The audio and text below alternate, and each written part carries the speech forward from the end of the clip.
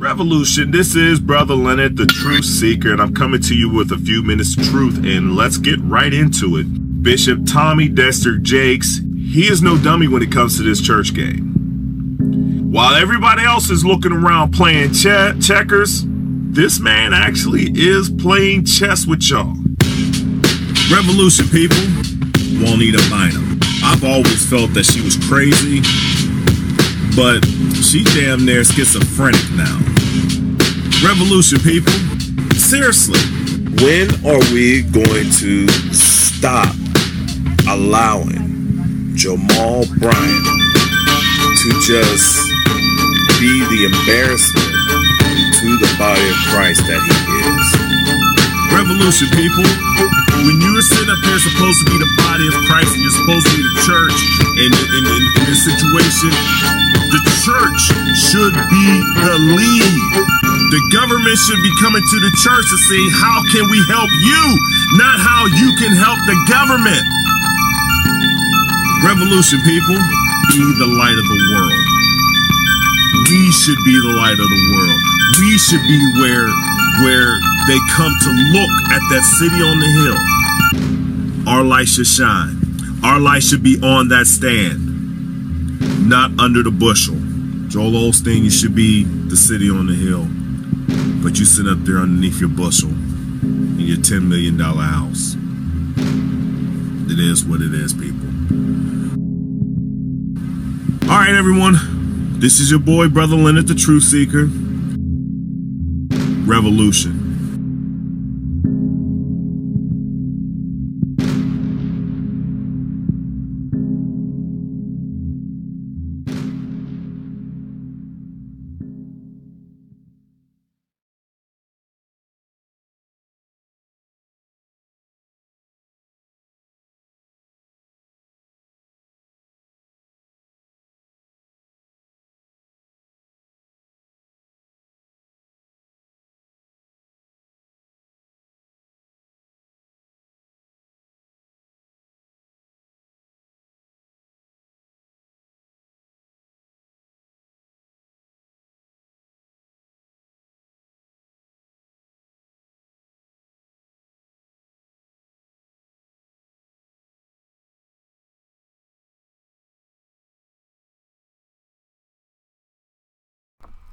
Thank you, Samantha. Let's start again. Revolution, everybody. This is Brother Leonard, the Truth Seeker, and I'm coming to you with a few minutes of truth. And I should have prepared a little bit better, but circumstances happen. Over the past few weeks, I've taken a few weeks off, and with the few weeks that I've taken off, you still can't hear me? I hope you can, because I turned the mic on. And I know it was working when I tested it out before I started the show. So, and it's still plugged in. The light's still on, everything else and that. Let's see. Oh, boy. What a few days we have had going on around here in this revolution and everything that's going on.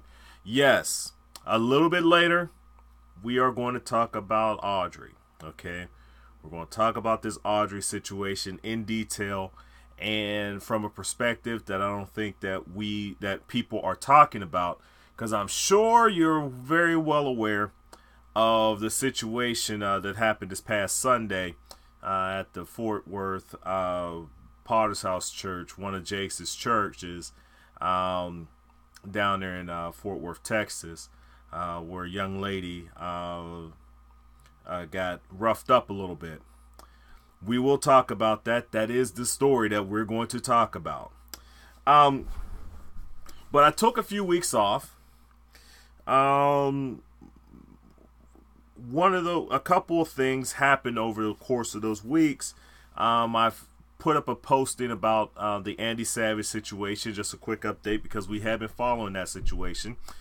He has since resigned, and also another pastor out of Houston that was one of the pastors during the time when Andy was in the Houston church. He had resigned also.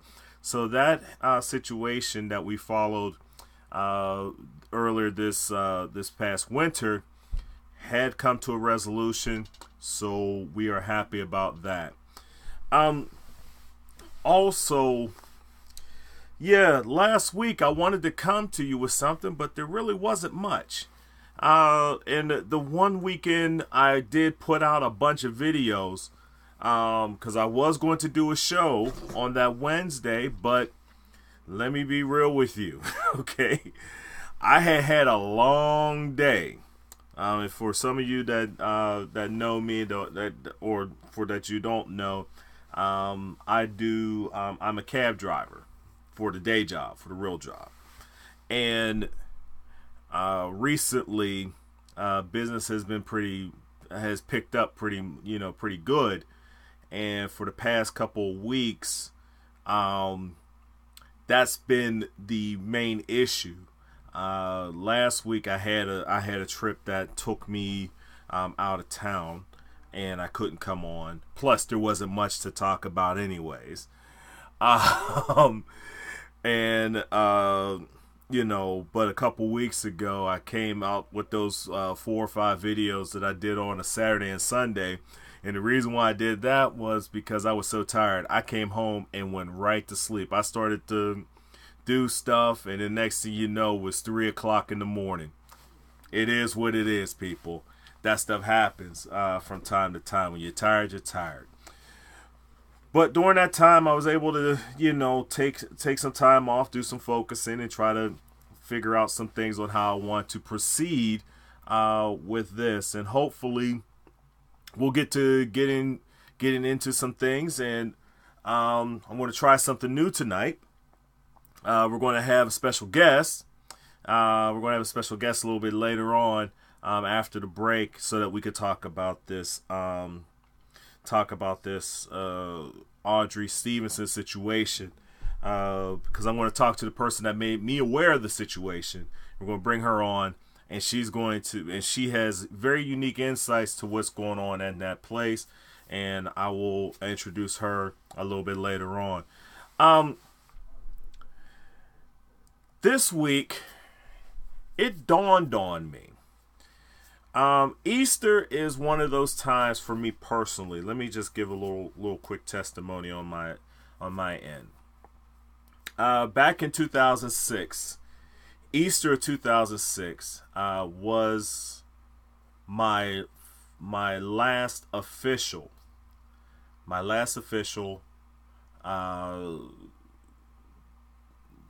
How do I want to say it? My last time officially going to church in a capacity as a member of the institutional church. Okay, that's how I could put it out there. I left the church, like I've said this before, I've left the church in 2006, the institution of the church in 2006. And I left for several reasons, but Easter was my final service as a member. Easter 2006 was my final service as a member of the institutional church. A couple of things about that. Because of that, it wasn't until about 2 years ago when I realized that it had been 10 years since I left the institutionalized church that I actually paid attention to in Easter. Because since then, I had let Easters or Resurrection Sundays or whatever you want to call them, Palm Sundays, I let those things go by. The only thing that I recognized, the only thing that I knew about any of this stuff happening was the local fish fries. And as you can see, I like to eat every once in a while. You can see that. But that's the only thing I knew about. Now, I didn't know when Easter was coming. I didn't know when Good Friday was there or anything like that. The only way I knew what Good Friday was when I would show up, when I would go ahead and get in the cab and roll out on Good Friday and see that there was no traffic and be like, oh, that's right. It's Good Friday. It's Good Friday. Not good for me business-wise, but it's a Good Friday. It would be Good Friday. But with all that being said, I'm thankful that that God opened up my eyes to understanding about the fallacies of the institution that we call church. And if you must know why we call it the institutional church, it speaks to the man-made construct that church had become. When we talk about the church, many of us want to conflate that with or compare that with the body of Christ. I see it very differently. I see the church closer to the institution that was created by man compared to the body of Christ, which was created by God. So when we use those terms, a lot of us use those interchangeably. I try not to. So, I just wanted to put that out there and let that be said. And something that's going to happen this week, we already know that if you paid attention to any type of services or things like that, some of you guys are in church or probably fasting this week. If you're in church or whatnot, you're probably going to some sort of service either tomorrow, Friday, Sunday morning early, like around about 6 a.m. For the sunrise service or something like that. So there's a lot of stuff that goes on this week. Many of you will partake in communion or the Last Supper, and do it as a sacrament and not as how Scripture intended, as a fellowship meal amongst believers.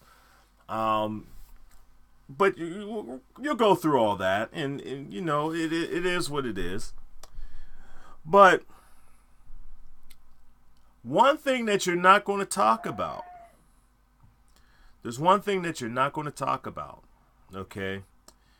And what we're going to talk about tonight, just a little bit, and I'm still trying to find the scripture, but I assume some of you guys are in here are Bible scholars or whatnot. Someone do me a favor and find me where Jesus cleansed the temple. Okay, because one thing about it that we don't talk about, the sermon that you're not going to hear this week, to me, is, at least to me, it is the most important thing to happen in the life of Jesus. I honestly believe that without this incident happening, I think I found it real quick. Hold on. Without this incident happening,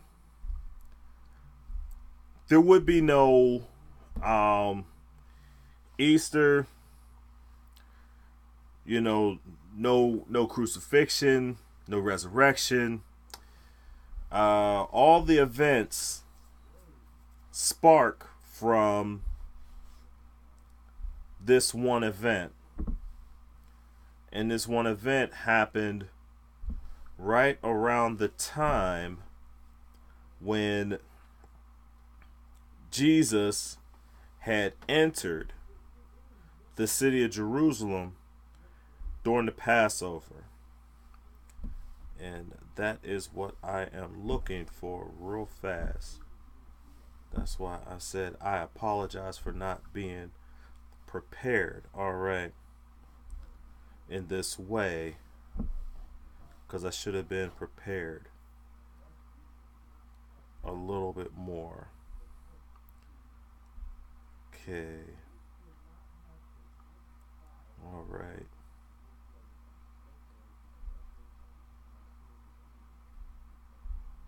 Yeah, just give me a quick second, because I just wanted to fast forward and find it real quick. Because it shouldn't take me this long to find. Yeah. All right. Jeez.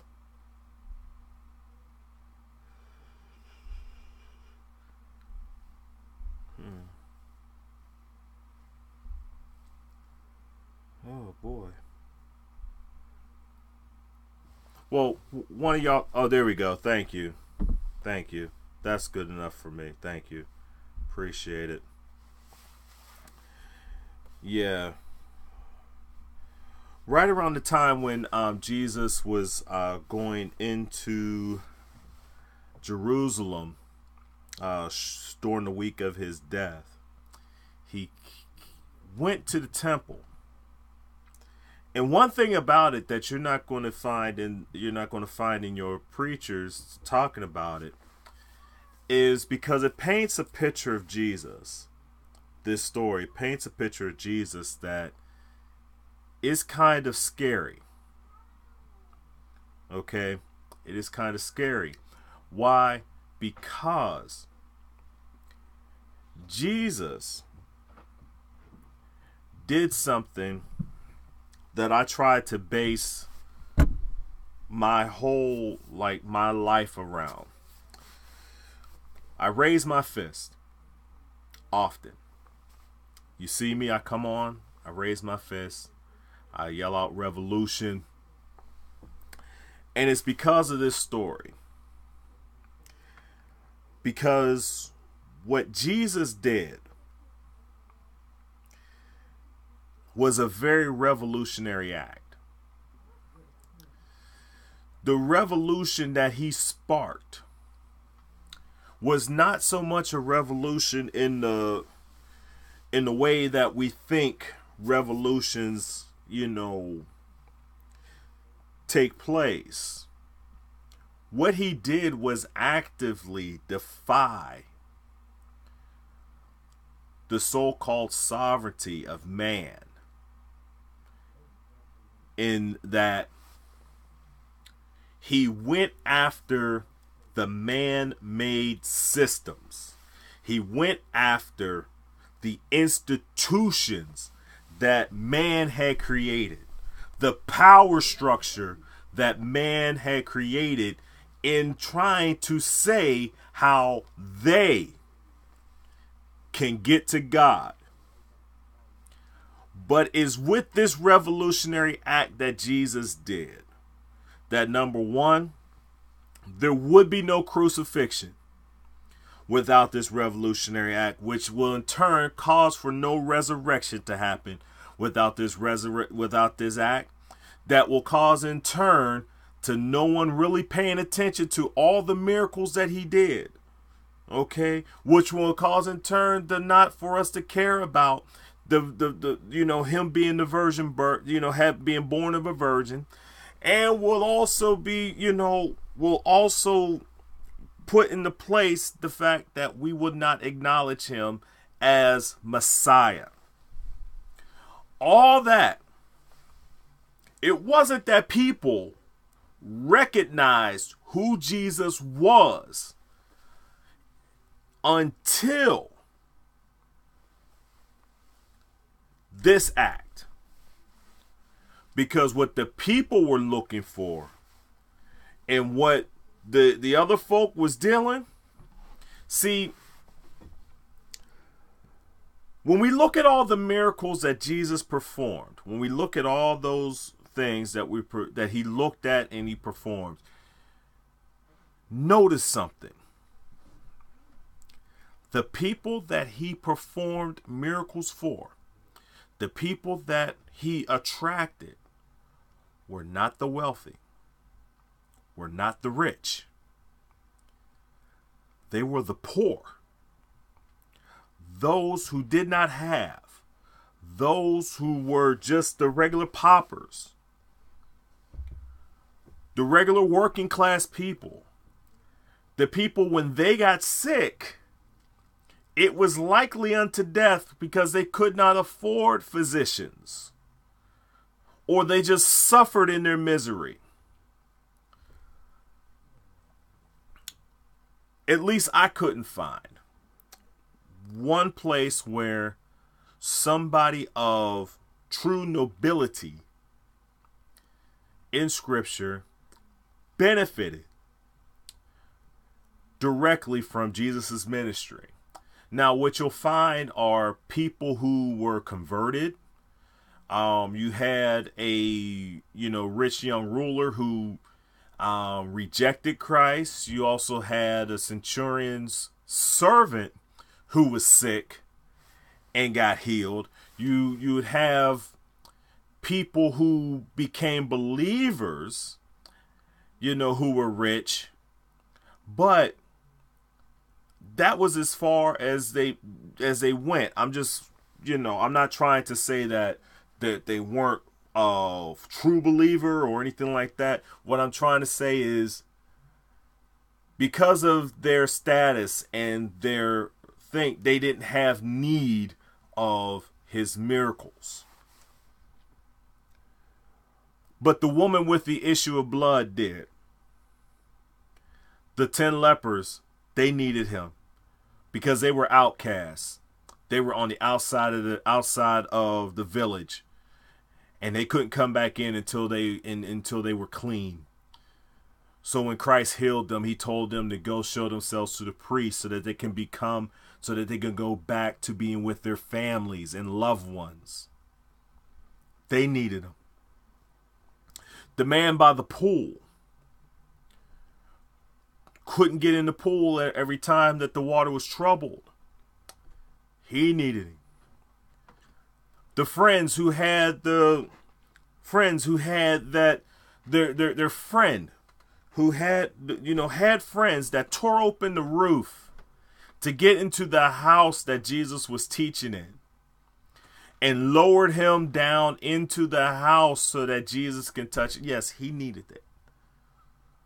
But in all these situations that we come across, Jesus came for the people. Now, what the people needed was someone to understand the true pain that they were going through, and to disrupt the system that had oppressed them. And it's a shame how the oppression came, because his entire ministry, whenever he talked about folk, he typically talked about the rich, who was the Pharisees, the Sadducees, the scribes, the professionals. He talked about them as he goes through most of his stuff, and is not in the most favorable of light. He talked about them. He called them hypocrites, vipers, fools. He dealt with them. But it was this act right here that finally put him over the edge. Real quick, let me go ahead and I'm gonna go ahead and read Mark 11. We're gonna go ahead Mark 11, and I'm just gonna go ahead 15. Thank you, Nancy. Also, there's John. I was looking for the John one, but I'll deal with this one first. And they came to Jerusalem, and Jesus went into the temple and began to cast out them that sold and bought in the temple, and overthrew the tables of the money changers and the seats of them that sold doves, and would not suffer any man should carry any vessel through the temple. And he taught, saying to them, this is not written. It is not written. It is not written. My house shall be called all nations a house of prayer, but ye have made it a den of thieves.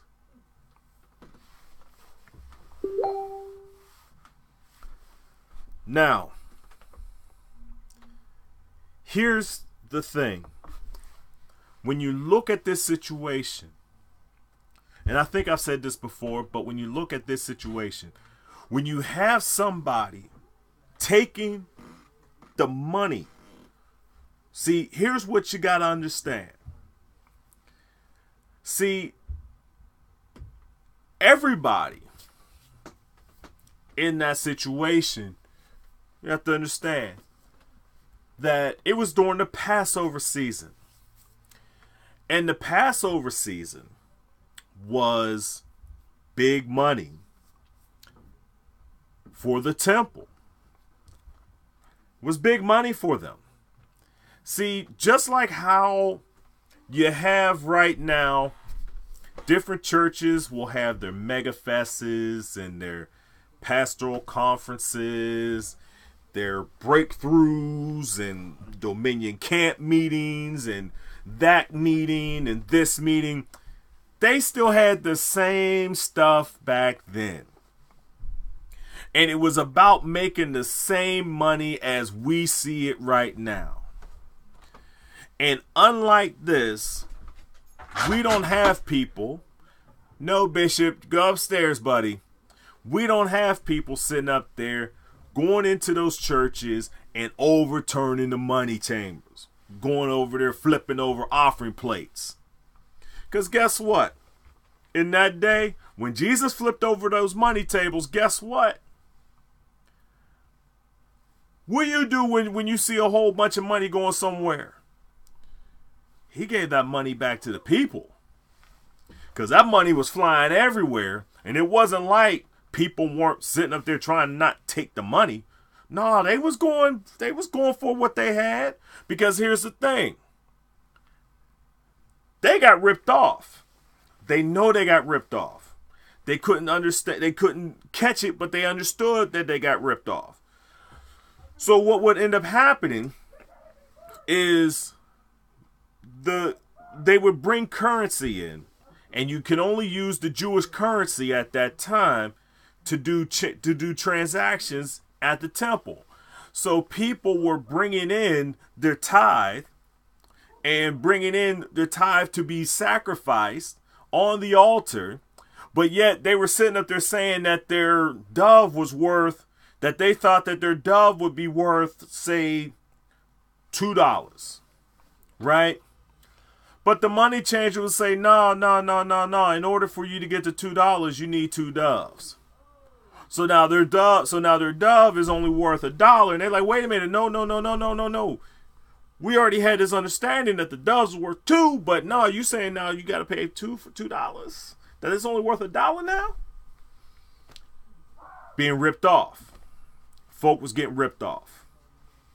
Jesus overflowed that money, giving the money back to the people.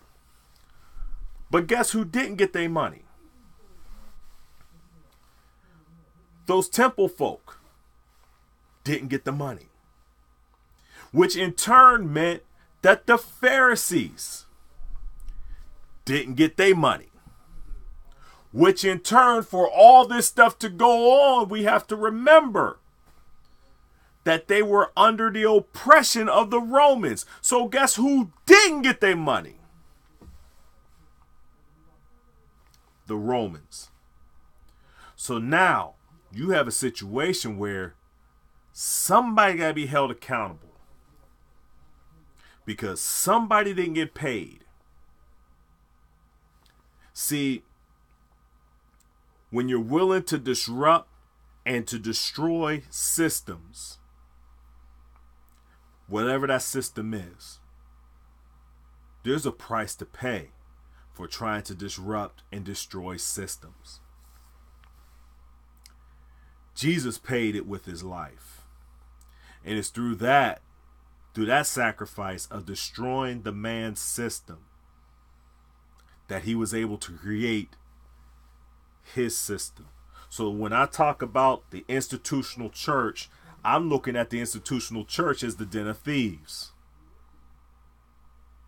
When I'm talking about the body of Christ, I'm looking at the body of Christ of what he did to destroy it. Right now, I'm trying to look at this situation as trying to destroy the den of thieves.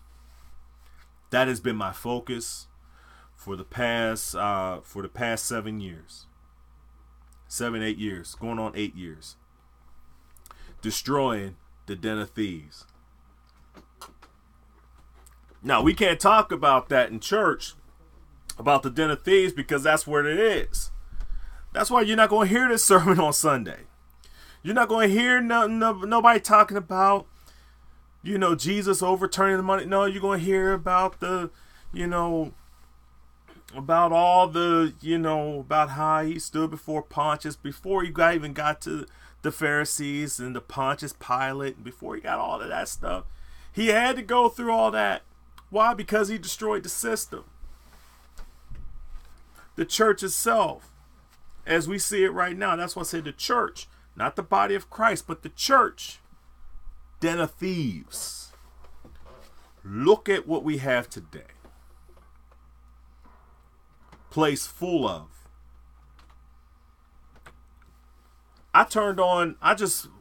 The other day, was flipping through the channels the other day. And I didn't even know this cat.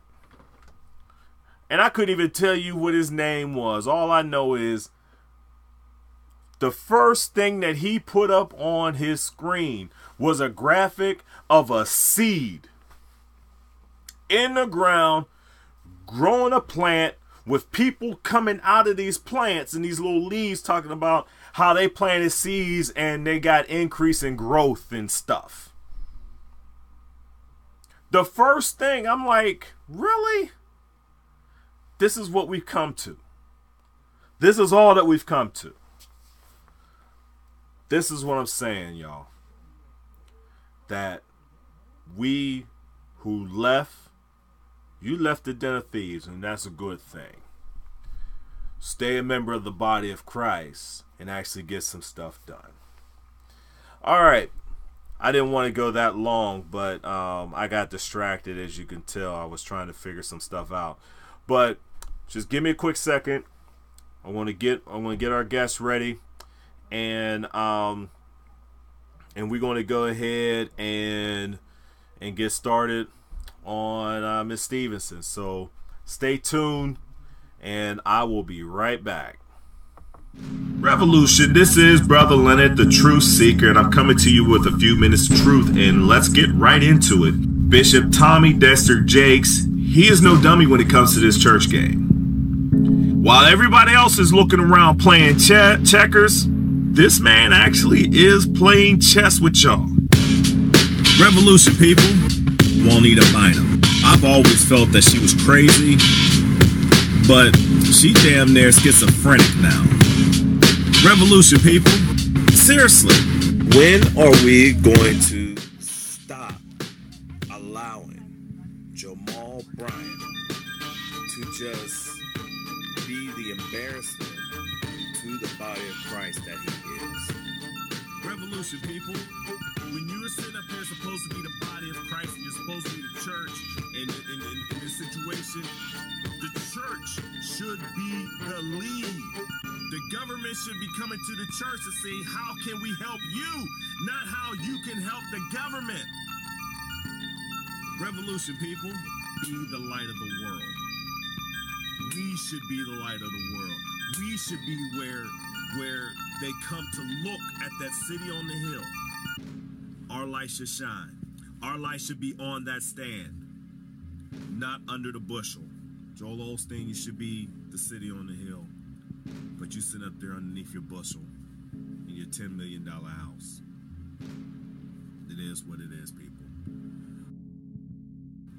All right, everyone. This is your boy, Brother Leonard, the Truth Seeker. Revolution.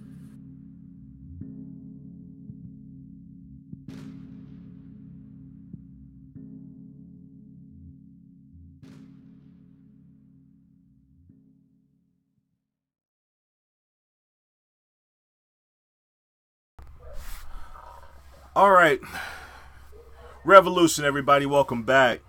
We're going to talk a little bit about this Andrea Stevenson situation. And I do have a guest on the line, and hopefully, I know, you see this right here? This right here is a JBL Pulse. And I know this is kind of, you know, unsophisticated, but this is about the best that I can do right now. You know, that's why when I start my Patreon account, y'all can get it so that I can actually afford the software that I can deal with having phone calls through the show, okay? But anyways, on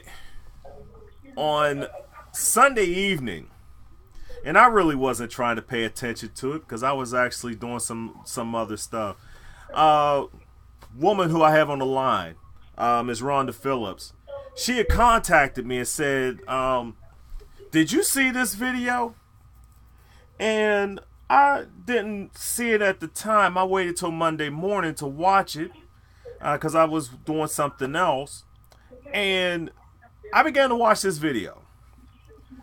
And now the video's been seen close to 1 million times on Facebook on there. And you can still find it, which we'll talk about it. Yeah, you can't hear me? I thought we can hear you. Okay. I thought you guys can hear me. But in the video, she showed me this video of this young woman who had an altercation at the Potter's House Church in Fort Worth, Texas. Okay, don't worry about it. You're getting for the good stuff. Eric, revolution to you, brother. And I was watching the tape, but it left me with a lot of questions. Now, as a result of that, I did reach out to Audrey, and we were all talking with her. Other members of our group were talking with her, and then all of a sudden, she stopped talking to us. But we'll talk about that in a few minutes too. And I know that most of y'all, if you're on Facebook, you saw the video. Especially if you follow church stuff. You seen the video.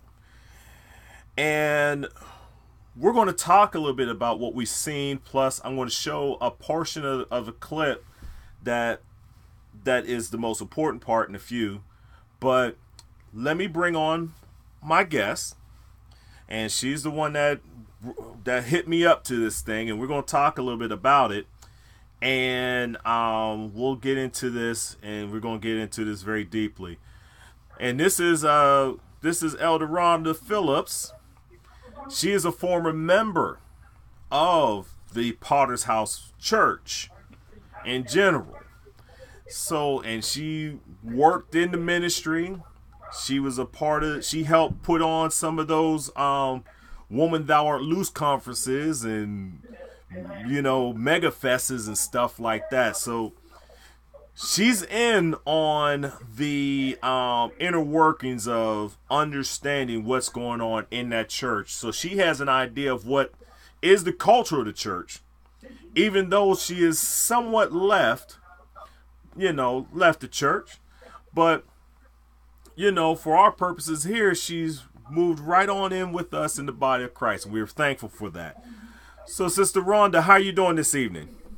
Hey, I'm doing good. How about you? Can you hear me okay? Yeah, I can hear you. Can y'all hear Rhonda?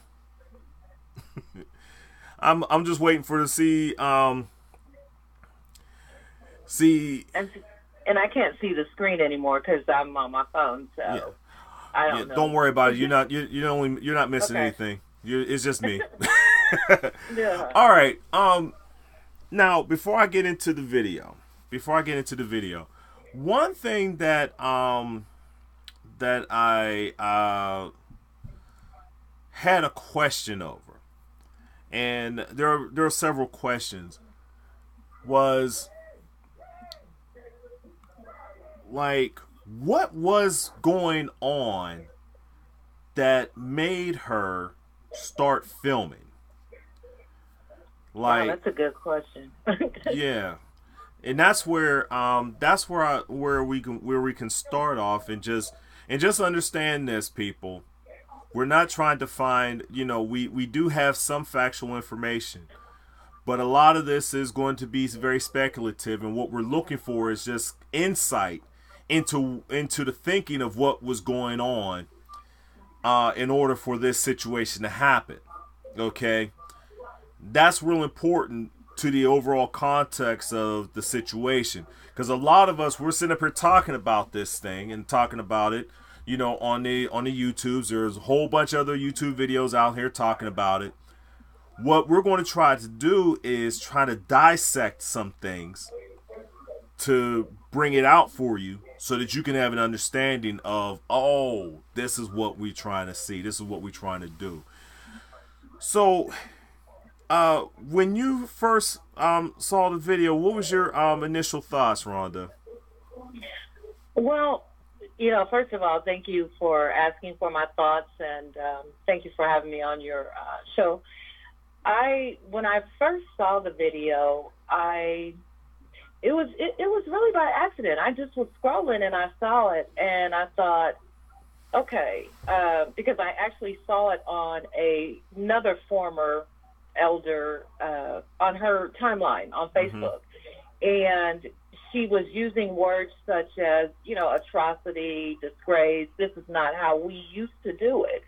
And because I know her so well, I decided, to stop and read what she said. And she actually was the head of the TMTs, or ushers, as they're called, and volunteers. So she actually did a lot of training, and was a very integral part of the ministry as well. So I knew that whatever it was had to be important.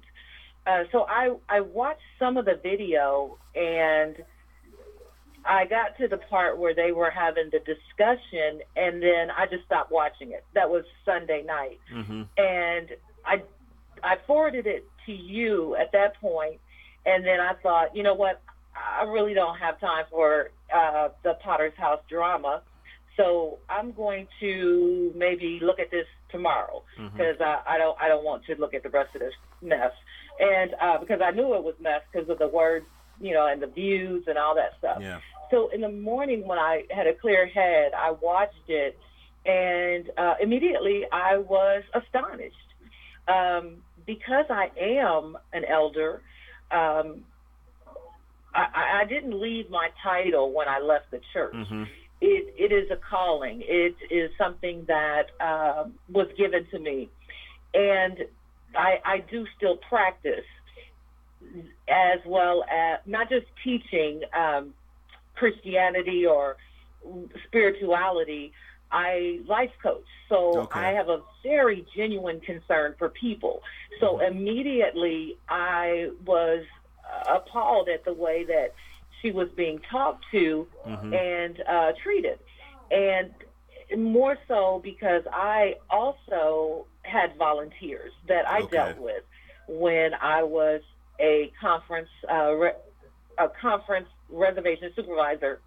What I did was, I administered and helped set the volunteers in place at the reservation table, just got them going, all of that stuff that has to do with conference and events for a particular event.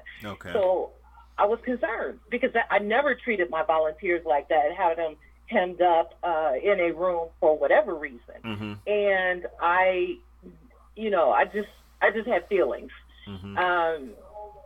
So after I watched it that time, I was all, why the heck did they do that? That was all out of just character of any of us. So I was in agreement with the young lady that had posted it originally. And then the questions started coming in my mind. I said, just like anyone else, what provoked this? And I began to sit and think about it and think about the culture of the Potter's House, and being that was one of the other campuses, even though it is another campus, not the main campus, all the training and everything that happens at one house happens at the other. Okay. Pretty much. It's a fine oiled wheel working, reduplicated over and over around the world for real. Can I ask you a couple of questions real quick? Because you mentioned volunteers, okay? And I think that that we need to get some clarity on some situations. Now, you say that you're an elder within the church. Now, does that mean that being an elder and I would assume that means that you were on staff, or you hire staff, or you just basically another volunteer staff type of person? Okay, so let's look at it that way. So let's go all the way back. As an elder, what I was an assistant to the church. Like, say, for instance, when you have altar call, okay, and you have people standing right down front waiting to receive the people to come get their prayer requests and all the things that you do. That is what I did as an elder. Okay. I was licensed and ordained. I went through the school of ministry, and what we were to do, we were trained to work in the house in the capacity of, if there was an event happening, a conference or something like that, we would go out and work the altar. Okay. Pretty much. Also, we had the ability to work in different parts of the ministry, whereas we could function as the minister or the elder, the person in that organization. So in the beginning, you say the prayer or whatever. If people needed direction, blah, blah, blah. We also could hold our own outside of the church. We could go preach and do whatever it is we do. That is not a paid position. That is something when you have a church and they're looking for ministers or elders, here you go. These are trained and brought up in the house. Now, put that aside, I was also an employee of the Potter's House. For 3 years, I worked with conference and events where I was paid staff. So that is the separation. I had volunteers that worked under or worked with me as I worked as paid staff. All right, let's deal with that. Because I think that this is to help us out here. Now, the woman that was in the room at first, because I believe that there was 3 people in the room that I could see, that I could barely see. There was a woman, I believe that she kept calling her Rhonda. Are you familiar with her? No, I'm not. I only know what I heard. And from what I gathered. And then there was another person by the name of Brandon. We're going to get to Brandon and his situation a little bit later. But the reason why I was bringing, so that woman, she was, to me, it seemed like she was a staff person. Is that the impression that you got? That she's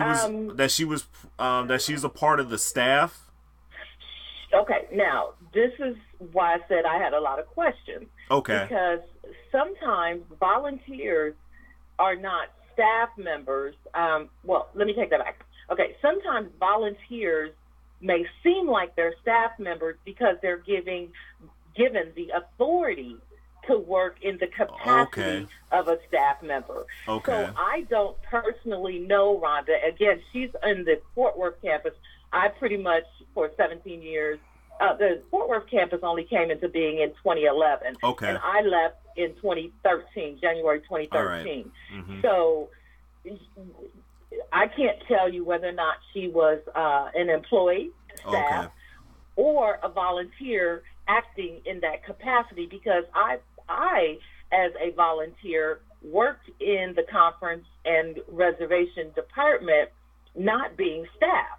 But I was able, because I was a leader, minister, elder, and all that, and I showed leader tendencies, I was able to act on that behalf as well. And then if a problem arose outside of what I could handle, then I would, of course, go get the real person that handled that department. All right. If that makes sense. And it was and the reason why we're trying to break this down in this way is trying to give y'all and give us all an understanding of the church hierarchy that exists within this stuff. And it's kind of like it's like there's so much stuff that's going on that I understand that we have these issues when it comes to understanding rank and file. Now, in the video, she said that she was an elder, or at least she was being addressed. Yeah, go ahead. Exactly. She also said she was the administrator. Okay. Yes. Now, as far as I know, the only administrator, there are two administrators usually. Okay. The Potter's House has a business side and they have a church side. Okay. So what we're dealing with today is the church side. The church administrator actually works in the capacity of the overseer of what happens all, throughout the church, not just like a production issue, which it seems like that's what that was. Okay. I don't know her as an administrator. I don't know everything, but in the capacity that she was handling Audrey, I don't think she, personally, I don't think she was actually titled an administrator paid staff. I think, that these are my thoughts again, but I'm not sure. Now, because she kept referencing different people as if, she didn't really have the power to make it happen. And if she's the actual administrator, then what she says goes. Yeah, okay. No matter what Audrey said, she could have ended and shut that down quicker because she had not just the power, but she had the authority as the administrator to do that. Okay. Here's now you're saying something about production, department. Now, when it comes to like people with the volunteers, I think that we have to get a better understanding. As you have, here's what I'm getting, and I just wanted to make sure I get this right.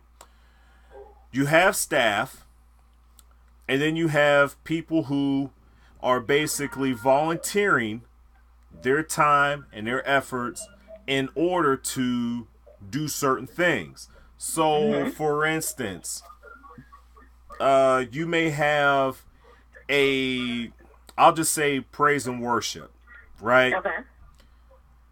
I'm assuming that the minister of music, because this is something that I understand from the music side when I was in church, because I played saxophone. Now, from the music side in my church, the minister of music was paid, right? Right. Now, I played my saxophone, and I may have received maybe like one or two love offerings. So that means I wasn't paid, so that means that I was like a volunteer. Exactly. So it's very similar to what's going on in this church situation here.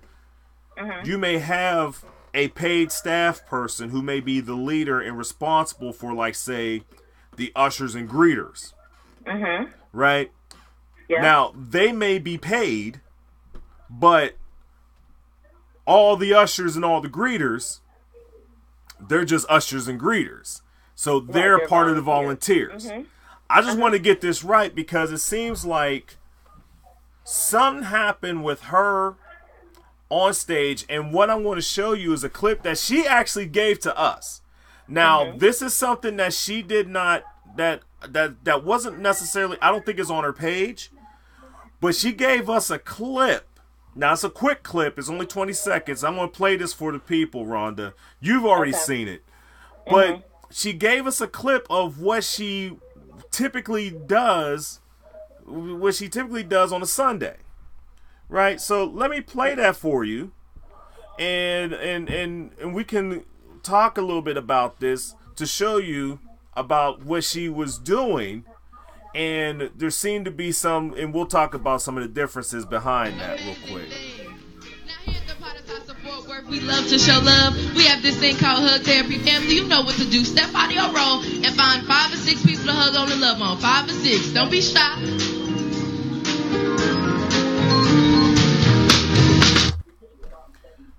Now,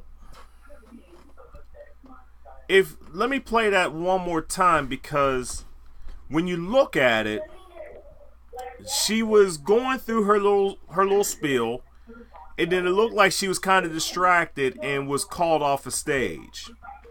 But let's look at it one more time. Now here's I know you can't hardly see where we it, love to show love. because We this have is what this she thing gave called Hug us. Therapy. Family, you know what to do. Step out of your role and find 5 or 6 people to hug on and love on. 5 or 6. Don't be shy.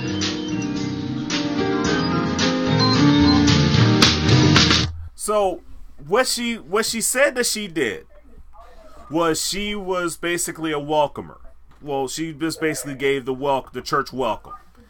And she said that she was doing that for a significant amount of time. Right.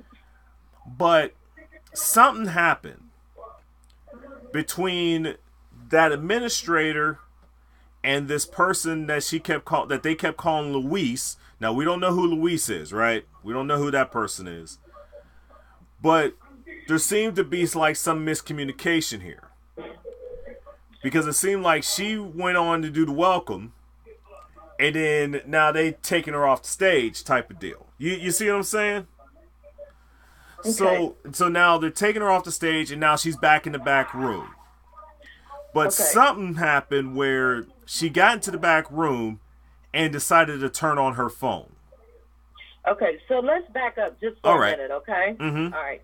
So this is where, after I got out of my feelings, I started looking at it.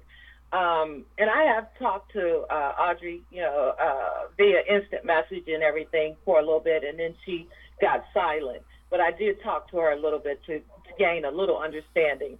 Now, from my knowledge and understanding of how things work at the Potter's House, because it is a production, point blank, period. What happens at the beginning, the whole thing is staged. Yes, it is. We know that we have 10 minutes for praise and worship. We have 15 minutes for this, or 5 minutes for the welcome, which is go out and hug somebody. The next thing is the offering. We do this, and then the next thing. So it's a production. Now, typically, I have never seen go back to production. She said that she referenced a lot of times that her stuff was in the production room. And she also kept mentioning Luis, who is over production, is what I heard. She also is on stage. So right there's a problem, because that's not normally what happens. Production is usually off stage, looking at the stage or on the side of the stage. They typically don't do praise and worship and welcomes. Welcomes are done by either the person on the praise team, the choir, or the person that stands up and, well, we don't read announcements. They look at the Jumbotron. They're read off of those. So I don't understand how a person in production does the welcome. Okay. Because even typically when you look at, like, the volunteer, there is they have a description for what everybody does. And the production team is not, their duties are not to be on stage. It tells exactly what they do, and it's nothing to do with being on stage. What would be some of the tasks that someone on the production team would do? Okay, the production team, I'm going to read it to you. The production team is responsible for the effective use of media and technology to support and enhance worship and the messaging of the Potter's House. From active professionals to those with no prior experience, there are opportunities for service as assistant sound engineers and operators, lighting and video technicians, camera operators, video editors, set up and staging crews, and stage directors. Oh, okay. All right, so basically, that's what production does. Okay, so basically, they're basically the, all the stuff that you would see from a television or movie situation. Exactly. So you would have camera operators would be a part of the production team. You'd have the grips who would basically are running around with wireless microphones and stuff like Exactly. that.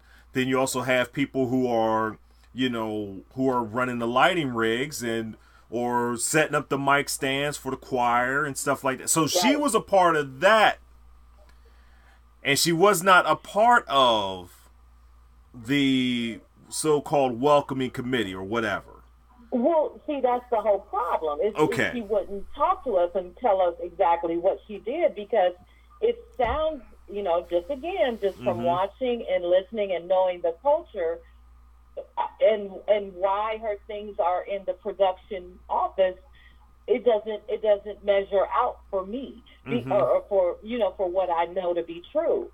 So I don't know. So it's puzzling to me. Yeah. But I just had questions. I just had question marks, because it's not normal. Yeah. It's just not normal. Yeah, and it did have, and I have a lot of questions as well. When we were looking at it from that aspect of it, and then when we began to look into some of these particulars, it started to bring up a lot of different questions. Like when we were talking about earlier about the role of the administrator and how she was sitting up there. Like, for instance, Audrey made mention of the first lady several times. Now from the elder, Elder Rhonda, she was sitting up there acting as if that didn't happen. But she may not have known that conversation had happened, but it seemed to be out of the norm for her to have that sort of discussion with someone in that situation. For her to have this type of discussion with Audrey without having her have this discussion. Exactly. So it seems like to me something of this thing happened. They let her. She was doing the welcome, right?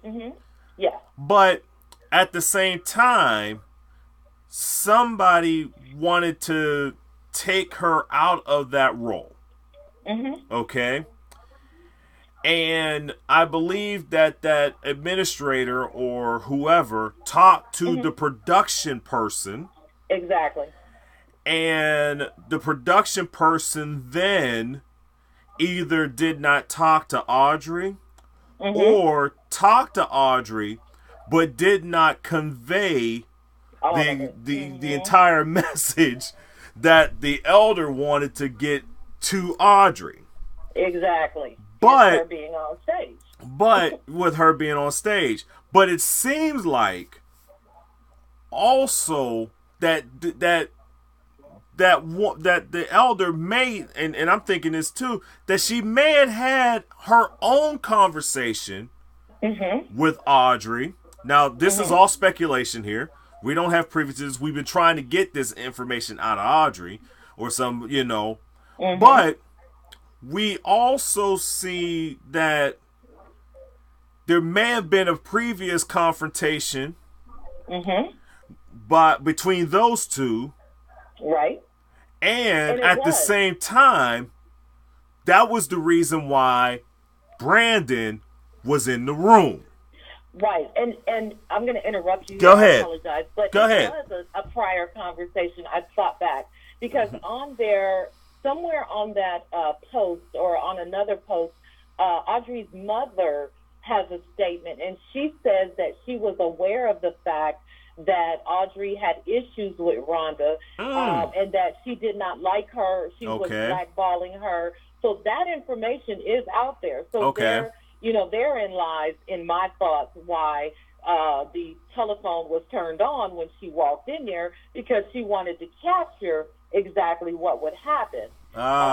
And to go back to the first lady, now that all of that stuff right there, none of that would have been the first lady's responsibility, or any input at all whatsoever, because each department at the Potter's house is autonomous. So they don't have to go run checking back because they're empowered to make the decisions, like myself. If, you had a problem with how much a conference cost, or you wanted a refund, or there was something that you wanted, it was my decision. I had the ability and the authority to give you the answer and stand on that answer. Oh, okay. Without having to check back. Let me go check with Pastor. No, that's not something we did because we were put in that position. Bishop Jakes put us in different positions because he knew that we had the power and the authority to do it. He said so himself many times on stage that he hired the right person to do what they need to do, and he's hands off so that he could do other things. Yeah, gotcha. And that's a consistent thing that runs through all of our churches. Now, here's the thing, though.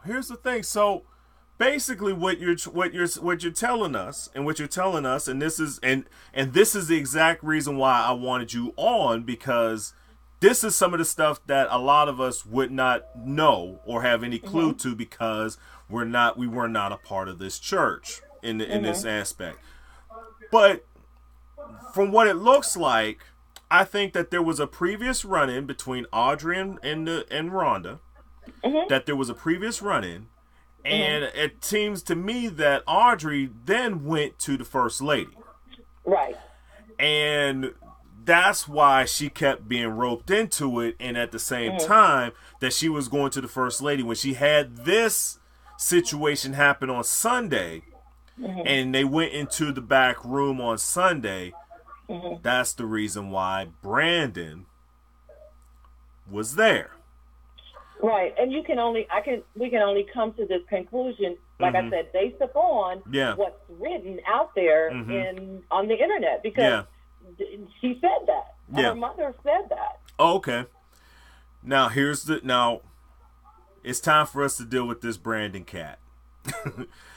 And before and I'll deal with my own personal thoughts about Audrey, because certain things happened, and let's deal with Brandon first and his role in all this situation, and then we'll get to the other stuff, and then we're gonna call it a night. Now, Brandon, he's, from what we understand, he's a security personnel. Right. Can you break us down, because we were talking about this earlier, and break this thing down on his role within, the security of the church. And you can break down as much as you can. You don't have to get as personal as you did with me earlier on it, but okay. But just break it down so we get the nuts and bolts of what's going on here. Okay. Well, I'm going to go back to, and I don't have it before me, but I'm going to go back to the letter that was allegedly written by Bishop Jakes. And I say allegedly because I don't think he wrote that, because that's not, it's too redundant, and there are syntax, grammar errors, and that's not him, and it's too long. But anyway, he referenced Brandon as an employee. He referenced Brandon as a part of the staff, okay? And so that tells me that he's not a volunteer, because otherwise he would have called him a volunteer, and he would have dealt with it. He would have talked in a different tense in that letter. Security is handled on all three campuses, 1, 2, 3, by a security service. Harrison Global Protection Services is actually the company that handles security. Now it's a private. Now let's get clear. It's a private company. It's not now. The company itself is not incorporated or affiliated with Potter's House, even though members of the Potter's House are hired by the church, by that security firm. That's what we're looking at, right? Okay. Yes. Okay. Yeah. That is a organization that was founded probably around 2007 by a very astute young man who is in the personal security services protection. He is a veteran, armed forces, and he knows what he's doing. He has a company, and it's out there on the website and as well as Facebook. And he has videos, and he globally trains. I think they've trained over about 50 different churches on how to protect their church. Their company actually is involved with protecting. Their job, as far as the church is concerned, is protecting the church, the members, whatever goes on. They oversee what goes on in the church, as well as their Bishop Jake's personal security firm. Okay, for his home, for his life. For lack of better words. So basically, he does, that company does provide a personal bodyguard or two for Bishop Jakes wherever he goes. Yeah, and they provide and whenever he's traveling, they are in charge of his security detail. Okay, gotcha. So go ahead. They train up their. They do actually have volunteers in the security portion of it too. Okay. So they have paid staff who actually work for the company, and then there are volunteers of the church that work in that capacity with them. Okay, so it's all up under that company though. Yeah. So that being the case, that Brandon guy, he actually works. He would, by the way, the letter was written, works for Harrison Global Protection Services. Okay. Now, I don't know. I didn't see it. I didn't hire him or anything like that, and I'm not at the church. But that's based upon the information from the letter presented.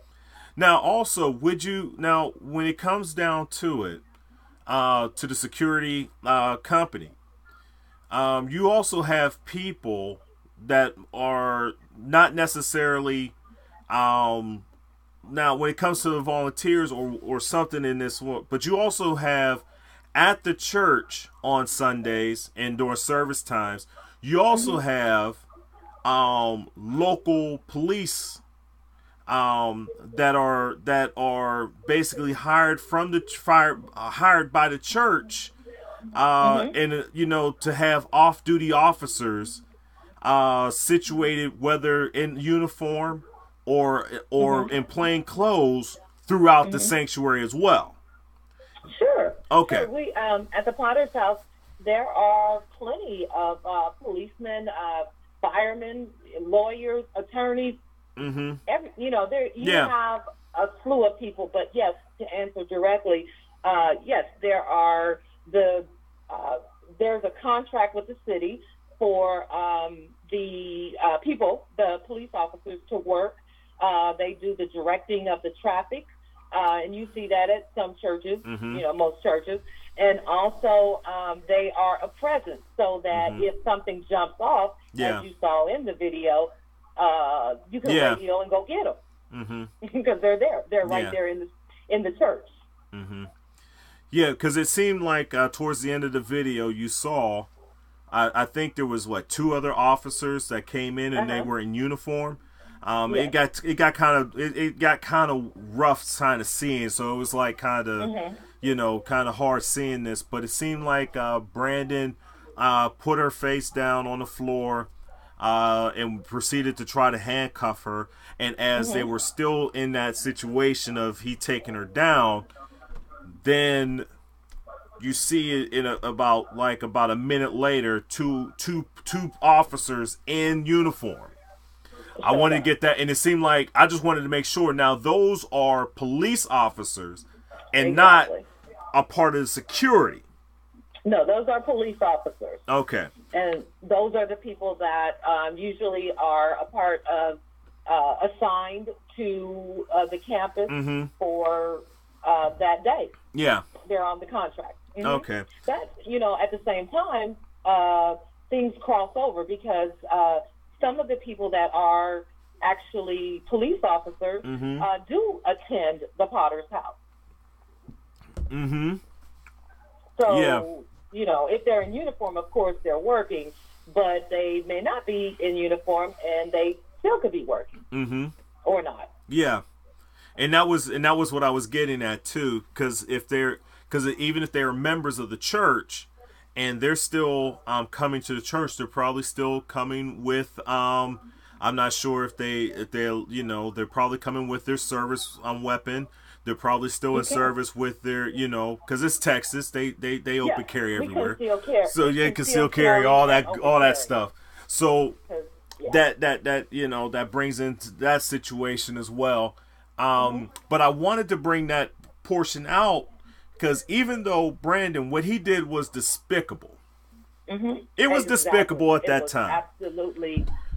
It was absolutely wrong. Yeah. On just every level. Listen, the moment that Audrey said that she wanted to leave and she was going to leave the property, he should have just made sure that she had all of her stuff and escorted her out the church. That should have been it. Exactly. And that's all he had to do was just escort her out the church. Is like, make sure that, ma'am, do you have everything? And she, was like, yeah, whatever. And then just like, okay, there's nothing else. Maybe at another time, we can sit back.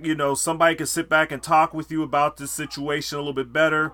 Under different circumstances, when cooler heads will prevail. But if you're wanting to leave right now, I'm going to escort you out and off the premises. Right. And that should have been it. Right. But the moment that she said that she wanted to leave, he wanted to power trip and say that he wanted to have the last word, basically. Right. No. Right. You're not dealing with someone who is under, number one, she's not a paid employee. Number two, when you go to church, you're going to church as, under your own free will. You don't have to stay anywhere that you don't want to be, especially when you're at church.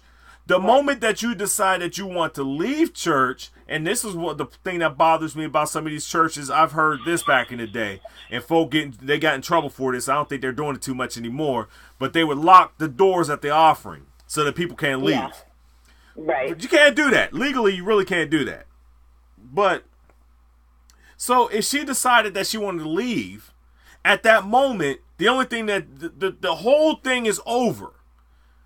She just needed to be escorted off the property. You ain't have to touch her.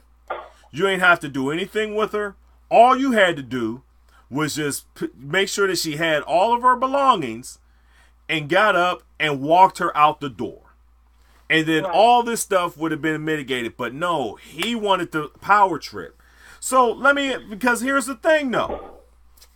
Because of this, do you think he still has a job? Actually, I do. I think that... me too. Just me. I think that they will rotate him to another campus. I think he's still working too, yeah. Let it go. Because I will tell you, I believe beyond a shadow of a doubt, nobody just makes up stuff, okay? This is not a first time that this happened. It's the first time that it got caught on video.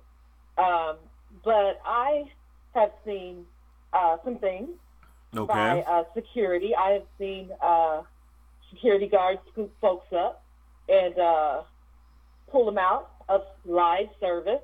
I have seen incidents where the person in charge decided that they couldn't take the conversation anymore and decided to have a wrestling match with the person. I've seen that. I've walked in on that.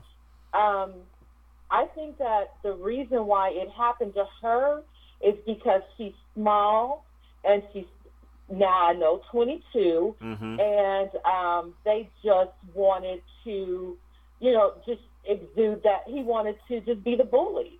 Because now, when I've had problems, even when I was a volunteer, if I disagreed with what the person was telling me, I said, you know what, I'm not going to do that. I'm out of here. I'm gone.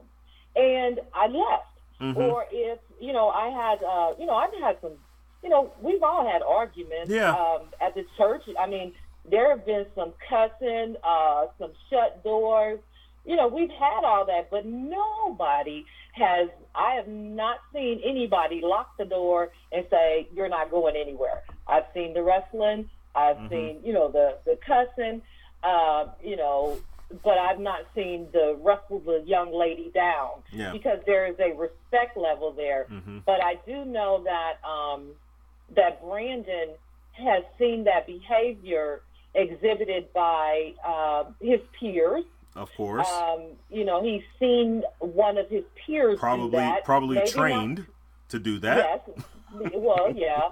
Maybe not a female, okay? Because I have seen security be gentler with females than they are with dudes. Because I've seen them, like I said, scoop them up, pick them up. Well, let me show you. Yeah, I know you can't see it. You'll see it later. But I'm gonna show everyone. This is the portion of what we're talking about right here, and I should have played this beforehand, but I'm going to get this out here so that you can see what we're talking about right here. And I'm only going to play a minute of it. The full video, if you go to Audrey Stevenson, she probably still has it up on her Facebook page. But this is what we're talking you about should right be here. ashamed of yourself. No, please don't do that. Because if this is how this church operates, Brandon, you're one-sided here. If this is how this... No, you're talking to me. Let me explain something. You gonna put your hands on me? Put my hands on you. Let me explain something to you. Brandon, you putting your hands on me? No, Brandon, you putting your hands on me? I'm trying to leave. I'm not pushing you. I'm trying to leave, Brandon. Rhonda was trying to leave. leave. I'm looking at this. She's trying to go. Brandon, let me leave. And now they're trying to bring her in the room. Brandon, let me leave. Get off of me. Brandon, what? Are you freaking kidding me? Brandon, are you kidding me? I think she said let her go. Stop! Brandon, stop! Stop! I didn't do it! Stop! Stop! I didn't do anything! Brandon, I didn't do anything! Stop! Stop! Stop! Let me go! Let me go! Let me go! Let me go! I didn't do anything! I didn't do anything! Why are you doing this to me? Brandon, I didn't. Brandon, I didn't do anything. Can you guys... Oh, one other thing. The best part about all this is the worship music in the background. It's great. Still going on. The worship music in the background is hilarious to me. But that's just me. That's just my sick mind. But anyways, go ahead. Anytime, like, say, for instance, there was one time this dude and I was having a real strong altercation. We were, it was at a conference venue. So it was in a public arena. But we were out in the hallway, and there was a pastor there with me, and the dude just started confronting me because he wanted to speak to somebody else, and he was a fellow minister, okay? So he knew who I was, but he kept trying to go over me, but there was no one he could go over. So we had a battle of words, right? Okay. So, the pastor didn't stop it at all. He, when it was all over with, he said to me, Rhonda, you know why he's doing that? And I said, because he's crazy? He said, no, because he likes you. I said, you know what? All y'all crazy. And I said a few other things. Of course you did. At the point, so see, that's familiar to us. That's why Rhonda really didn't, because if I was in that room, I promise, we always say, here's what I would do. No, if I was in that room, I wouldn't have let him do that to her because there's no reason to cuff her. Yeah. And ministers and elders are trained to deal with situations like that. There is no reason why she should have been cuffed. Especially I don't even know why the police left her cuffed. Because other than the fact, she might run off into the sanctuary. No, she wouldn't do that because there's too many people standing there to keep her from doing that. Yeah. And she respected the law. So it's just, that's normal culture for the Potter's house. It's nothing foreign. She was surprised because she's a member, okay? She's a volunteer. It caught her off guard, which is why she said, why are you doing this to me? But nobody else in the room was surprised because they've seen it before. Yeah, and just so that you know, loud talking does not pose a threat to, you know, she did not threaten to hit anybody. She did not threaten to, you know, he initiated the entire situation. Right. Now the beef that those two were, you know, the beef that the two women were having, you know, was an interesting discussion.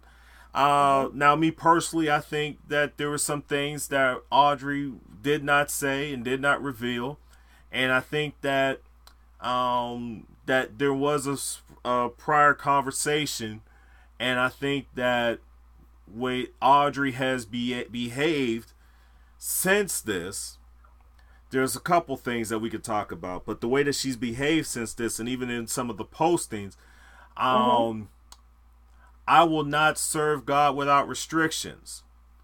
Now, truthfully, I believe that. Okay, I do believe that. But in this situation, you can't sit up there and have someone sit up there and tell you that we do things this way, and you say that you're going to do it this my way and expect to be okay.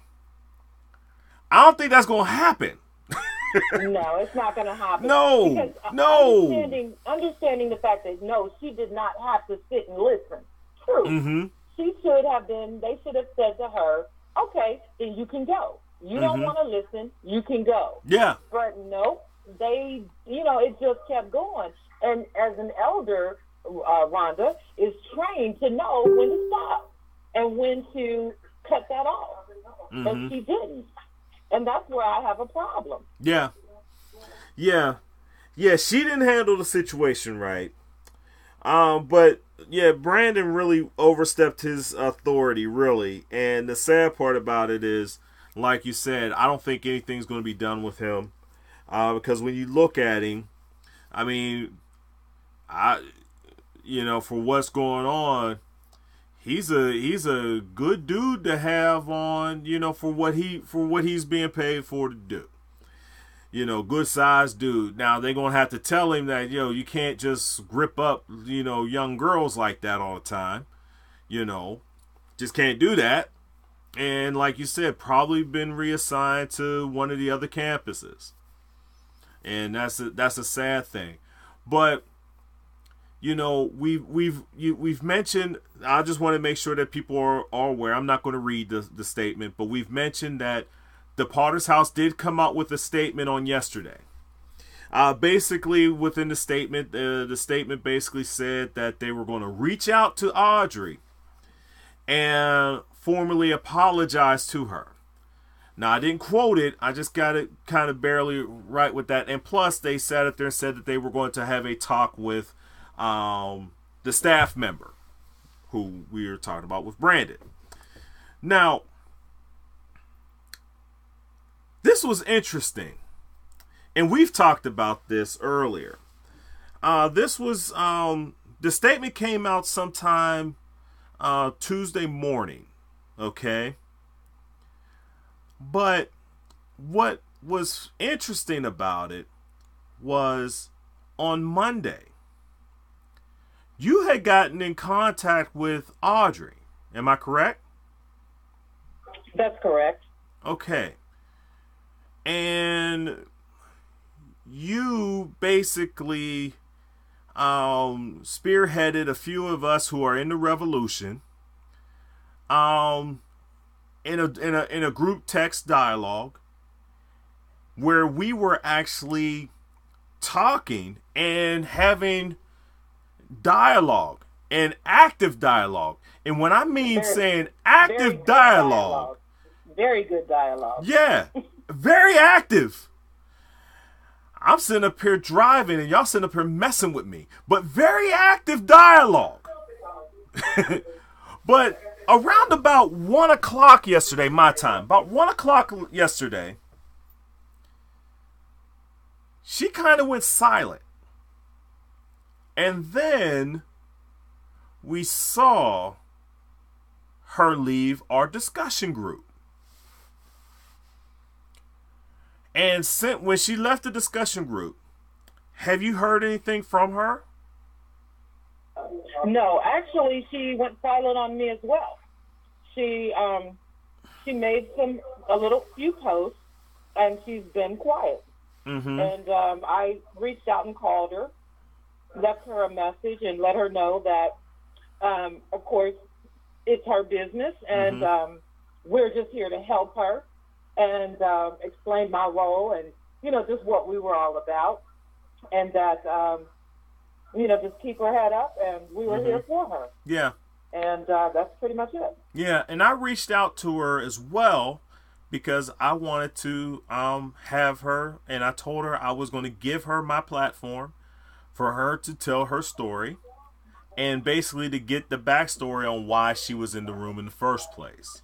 Because I think she said she wanted to do it, by the way. Okay. She said she wanted to speak with you. She wanted to speak live because she wanted this message to get out. Mm-hmm. But something around the time when that Potter's House message hit the Facebook, and subsequently, not the one from Wingfield, but the official one, allegedly from Bishop Jake. The alleged one that was posted on Facebook that had Bishop Jake's signature at the bottom. And she hadn't even seen that one, by the way. At least not from what we understand. She might have by that time. But what do you think happened? What I think happened, now again, just speculation. Yeah. Because she was actively speaking with us. She was happy that we wanted to help her and guide her through a process. Mm-hmm. One or two things. Either they did reach out to her, the Potter's House, someone from the Potter's House reached out to her and talked with her about how they were going to resolve and told her to not post anything else in regards to the incident, or they gave her the feeling of this is what you're doing is wrong. They scared her, for lack of better words. Mm-hmm. So that is what happened. One of the two. Mm-hmm. Otherwise, she'd still be talking because she was strong with the message. Yeah. Too strong, too forthright. She was forwarding articles left and right, just to every media outlet. Here's the thing. Remember, look, her cover picture became her and she also changed her Twitter name from whatever it was before to TPH, what was it, TPH assaulted? Yes. and see, the tagline, that was pretty cool because I reposted that. Yeah. Whoever made that up, she actually said it, I will not serve the Lord under restriction. Yeah. But somebody went back and made it a hashtag and put her name underneath it. And I thought that was pretty cool. Yeah. And so now that has become her, what is that, the cover page for her Facebook? Yeah, it became the cover page for her Facebook. Yeah. So and she still won't talk. Yeah, but she was talking all up until then. Up until about 1 o'clock yesterday. And I got the impression, and just like you, my first thought was somebody got to her. And the somebody I was thinking was somebody from Jake's legal team. Now, whether it was that they gave her some compensation with a non-disclosure agreement, or they gave her some sort of fear tactic of some sort, because a lot of folk, who are in church, and especially with her youth and everything like that, but just in church in general, remember, she's there at the church not just because she likes Winfield or whatever. She's there because she feels that she's attached to Bishop Jakes. And a lot of folk are pastor worshipers. So when you hear from, Big Daddy sitting up there saying something to you, now you going to fall in line. So that was my two things. But then a third option came up to me. Right. When I started seeing the pictures on Facebook. Right. And how she was very active in what she was doing. She's got to help her. Somebody else got into her ear. And now she's sitting up here. Now, this is just my speculation, okay? And mine. Yeah. But, I'm just saying this. Somebody got into her ear and said, listen, you need to shut up and get ready for the come up. So, one of the three things happened. 2 from the Potter's house side and 1 from some smart ass lawyer who's sitting up here going to try to get paid off of her. And then go back to the Potter's house scare tactic, for lack of better words. Whenever you volunteer in any capacity, you sign what is called a Save to Serve form.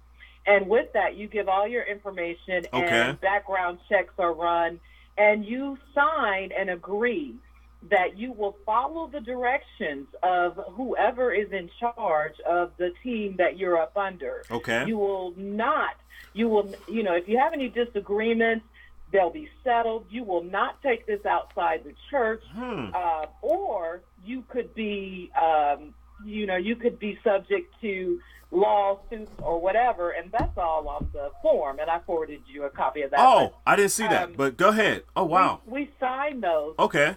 In every capacity, and we filled out. We filled out several, just many, because every year you fill them out. But you have to fill that out in order to serve, and it just basically says, I will do what you say, and I won't cause a problem. And it can be said that I no longer am able to serve in this capacity, and I agree to step down if, that's brought to the attention, blah, blah, blah. So she did sign that. So, Rhonda, at any time, like I said, she had the right to say, you are not allowed to serve, no matter what First Lady said, because that's her department. So basically, when they, it's not like you could just go ahead and, you come in the church and then you're there and then, okay, we need an usher. And you just go ahead and volunteer, say, raise your hand, say, I'll usher. And then they say, just show up on Sunday and they give you a pair of white gloves and you standing there at the corner. That ain't what's going on. No. That means that you gotta sit up there, go to the back office, fill out an application that's basically said that that we're gonna get all your information, and then not only we're gonna get all your information, but you're gonna sign this fine print that says basically you're subject to us, and if you don't want to do this thing, you can't talk about it or anything like that. That all this stuff. Okay, so that's very interesting. So now this is a part of the whole culture of what we know as the Potter's House Church.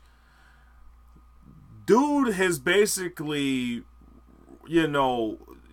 this whole church thing, the more we talk about it, the more I'm like, wow. 'Cause it's crazy. This is crazy. Oh my Lord. So that's what I'm thinking about when it comes to Audrey. Somebody got into her ear, whether it was Jake's folk or somebody else got into her ear, because that's the whole thing. We told her to contact the police. Right? Before we lost contact with her, did we get any clarification on if she contacted some sort of officer or made a call to a detective or something? No, she didn't say any of that. And one of the other things, the number 3 for you, somebody else got in her ear. That's what I was saying yesterday, because all of a sudden not only did she cease communicating, she started putting up the posts and making the statements that looked like, she was the victor. She was the overcomer, and her statements started changing. And that's when, even if you can post that or put that up for them to let them see the background, and meaning is that, or whatever you put up there, it's powerful. It says something. It's like the hashtag. What is the hashtag for the abuse? Me Too. Oh, the Me Too. Yes. It looks like a Me Too movement. Somebody has helped her do that, because that's not something you just do. You just do because either it's I'm scared, or I've got an agreement, or hey, a come up is happening, and that's what it looks like now. A come up is happening. So yeah, that's what I'm thinking. I'm thinking that the come up is on the way. But I think that in this situation, now here's the thing. Let's get back to the security company thing like that in the church. See, she can look for this come up thing, right?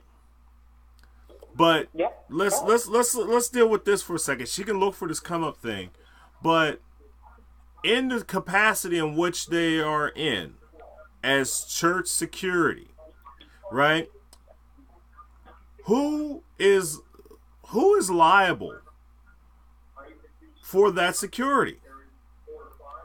Is the Potter's House Church liable for that security in the legal terms?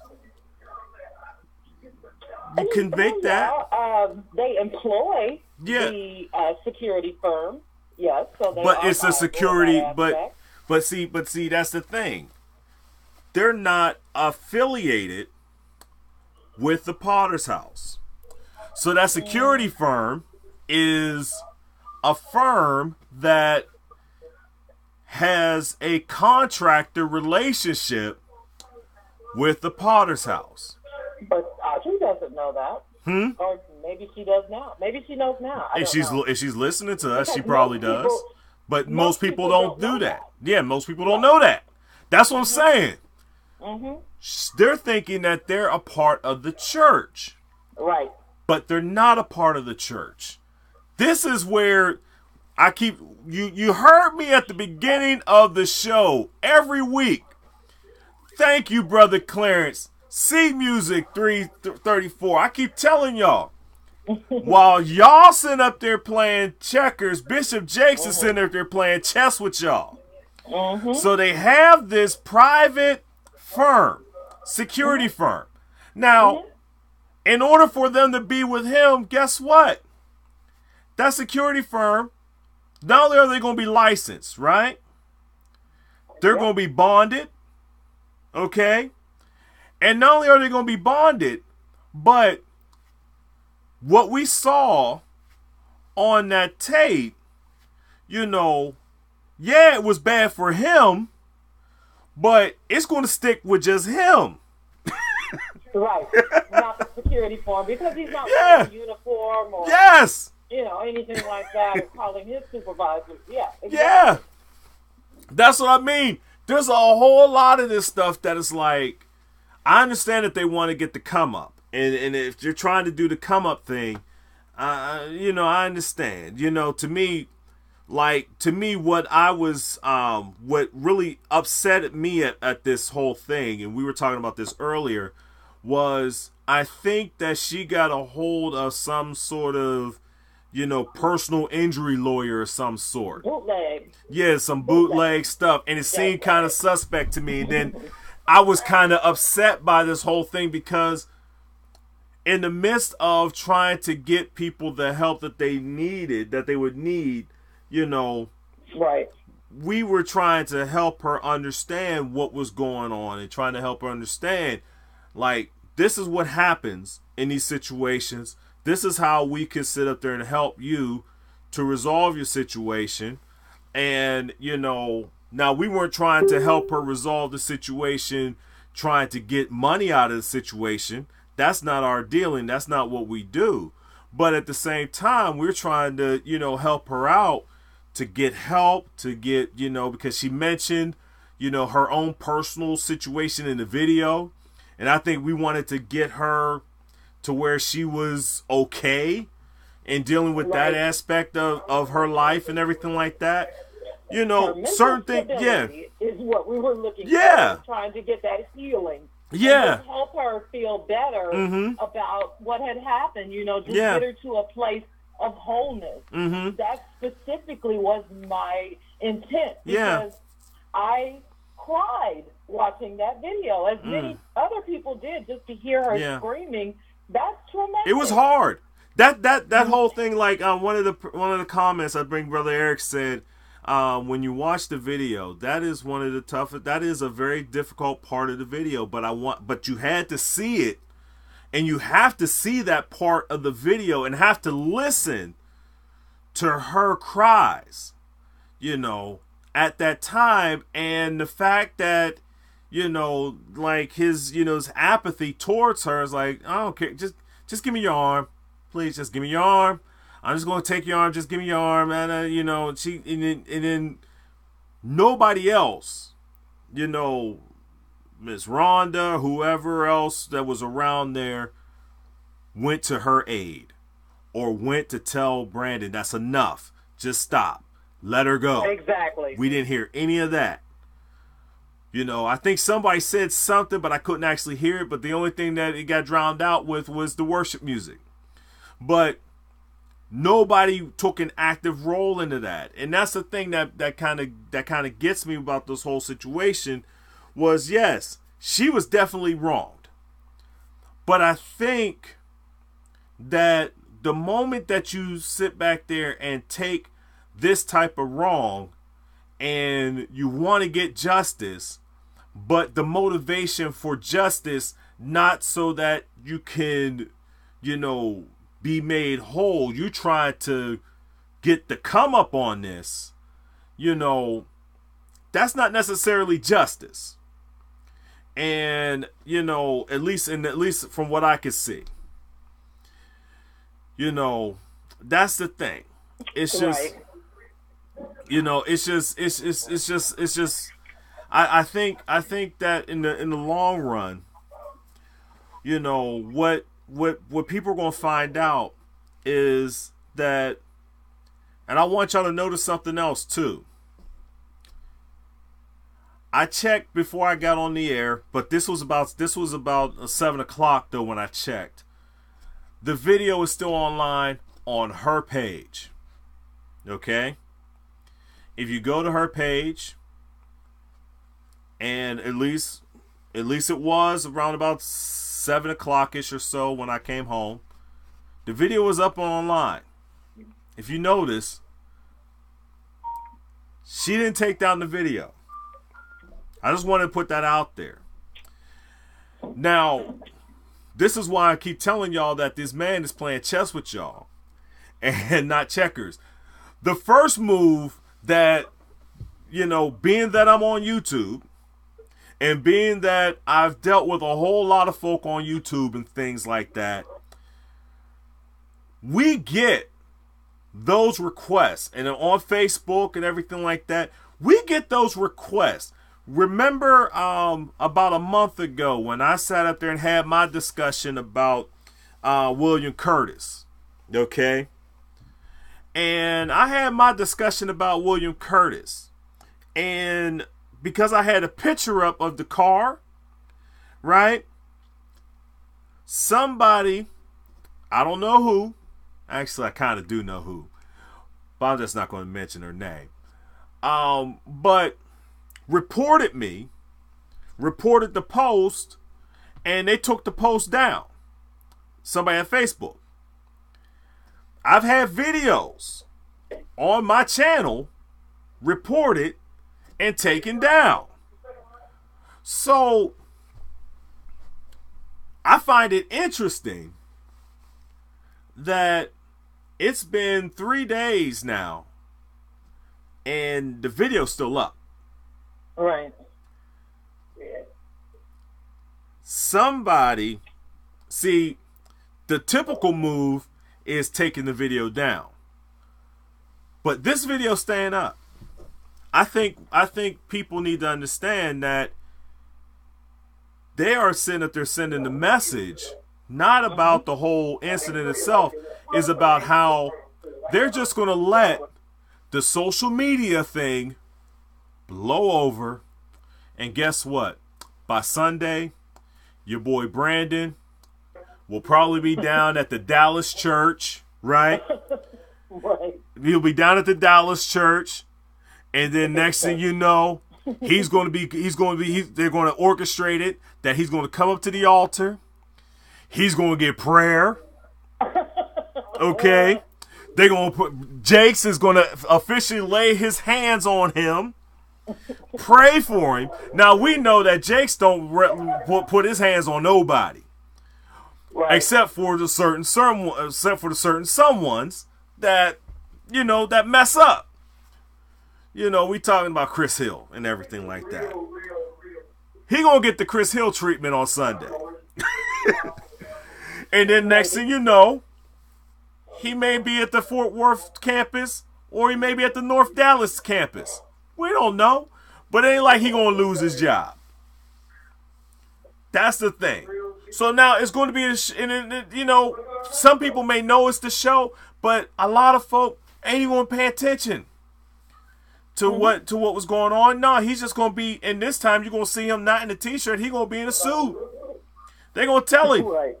And he going to get prayed for. They're going to put their hands, the anointing oil on him. They're going to slobber and spit all over the place. He going to buck and shout, fall out, go through the motions of what y'all do, what y'all church folk do, and next thing you know, the following Sunday he'll be back to work.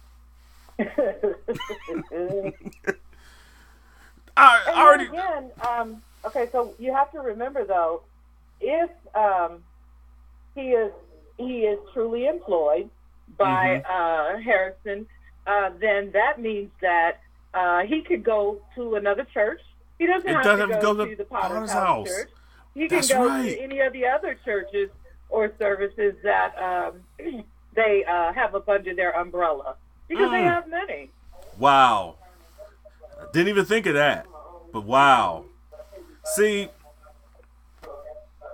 that's the thing. So they let the video up and it's going to blow over. It is going to blow over. And then they got what they wanted.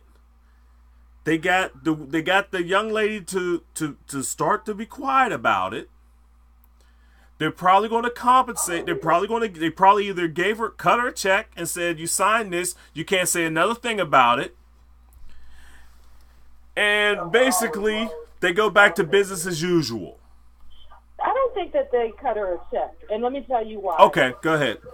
The reason why I don't think they cut her a check, because she knew about, whether she knew before I posted it or not, that letter was out there, that there would be an investigation. Mm-hmm. And at that point, she became silent. But this morning is when she updated her cover page on Facebook. So if they cut her a check, she'd be in violation of the non-disclosure. Okay. And the church, for real, is good and big on non-disclosures. Mm-hmm. We had to sign them as ministers and elders. They finally decided that right when I was leaving, they decided that it would be a good thing to have the elders go through, elders and ministers go through a training of protocol. And I had us sign a witnessed, a notarized statement. You had to get it notarized after you signed it, saying that what goes on in the house is not going to be outside the house, and that here are the things you're not going to do. Here are the things that elders and ministers do at the Potter's House. So they're big on non-disclosures. So I don't think they cut her a check only because of what she did this morning. If they did, then now she's going to go. Now they have the opportunity, of course, to sue her. Yeah. Wow. Just saying. Wow. This is great. This is crazy.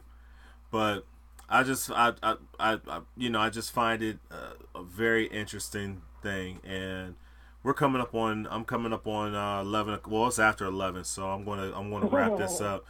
Miss Rhonda, I thank you so very much for your time and for your insight here.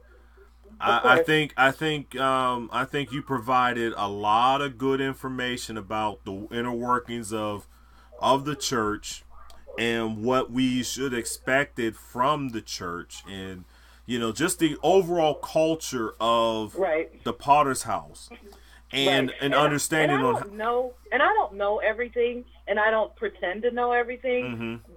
What I do know, I say it's asked. Mm-hmm. That's just point blank. Yeah. Period. I try to be as open and as honest as possible, not a gossiper, but just one who, if you ask me the question, I'm going to give you the answer as I know it. Yeah, I feel the same way. But this has been very insightful to me, because I've always wanted to, this church has been very, as it relates to the churches, I see that this church is the church that many churches are trying to emulate. And I see it's a model. And everyone, most churches know that, which is why they have the Pastors and Leadership Conference, which is coming up soon, of course. And they've been doing them for years. Yeah. As well as the security aspect of the conference is modeled as well. And you said now you said that this is, now you told me, we didn't say this in the video. Now you told me that the security company holds conferences for churges. Yes. They do trainings and seminars for how to protect your church. And if you all you gotta do is Google Bishop Jakes and security, and it'll pop up the websites where where he actually promotes the security company, and the book that was written to help people in their organizations. So it's not hidden information. It's just, if you don't know, you just don't know. Yeah. See, now this is exactly what I'm talking about. This sort of information, I think it gets us to understanding why, for me, why I see the whole church thing as the den of thieves. Okay. It's not your mom and pop organization. No. This is a billion-dollar organization. It is a business. It's a business model. Yes. And it's been functioning and running as a business for a very long time. Yeah. People think it's just a church. It's not just a church. Does the word go forth over the pulpit? Of course it does. But if you go to the website, find an outreach. Find something that the Potter's House does for the community.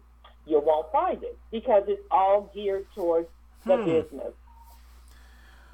Well, once again, Miss Rhonda, thank you for your time. You've been welcome. A blessing to us, and revolution, my sister. Hey, go ahead. Thing. Go ahead. Since we're promoting the Potter's House and we're promoting Audrey, don't forget, I wrote a book too. It's called "You Don't Know My Real Testimony." It can be found on Amazon.com. If you don't know my testimony.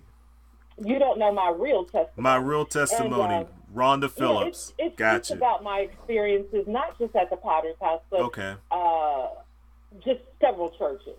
Yeah. And it just gives you the inside workings of what I saw, what I did, and basically just will help you understand that it's not just a church. That's all. Yeah, hold on for a second. I'm going to put that in the chat room. I'm typing the title of her you don't know my real testimony, and you can find that in Amazon, and that's by Miss Rhonda Phillips, y'all. So just go ahead and find that on Amazon.com. I might have to go ahead and download or buy myself a copy that I will send to you to sign for me. And pull down the free excerpts. There are free excerpts on Amazon, so you know, just to see what it's all about. They will allow you to do that. Yeah, but yeah, so that's great, and I do appreciate it, and I appreciate your time, and everyone. Thank you all for you're welcome. Everyone else, hey, listen. Revolution. Listen, next week, I don't know what we're going to deal with. You know, preachers do stuff all the time. Hopefully, it may be as eventful as this week was, so that we can have something really to chew into.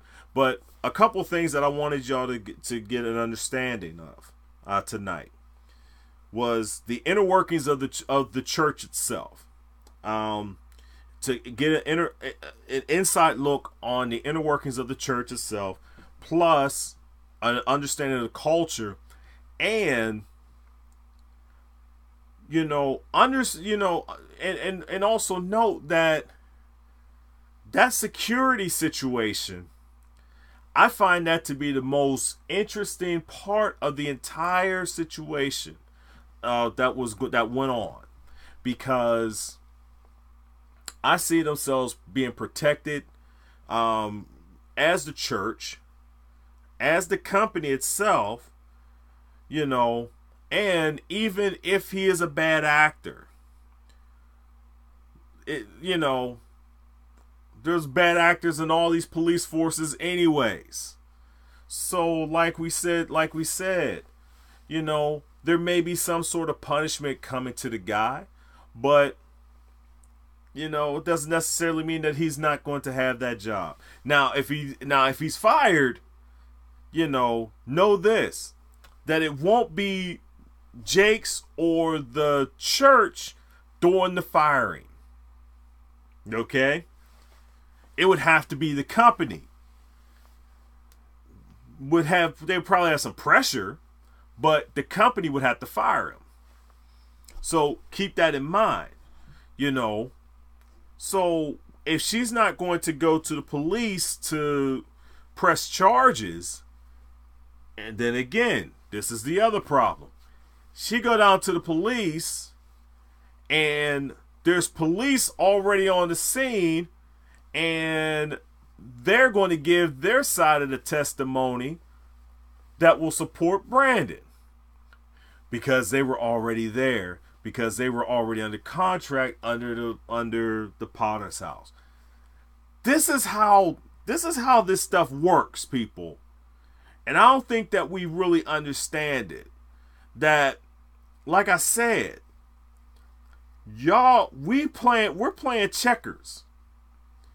He's playing chess with y'all. Is as shady as it is, but he's playing chess with y'all. And it's made it so that it's going to be very difficult, if anything, for Ms. Audrey to really get her real justice. It's going to be very difficult for her. Very difficult.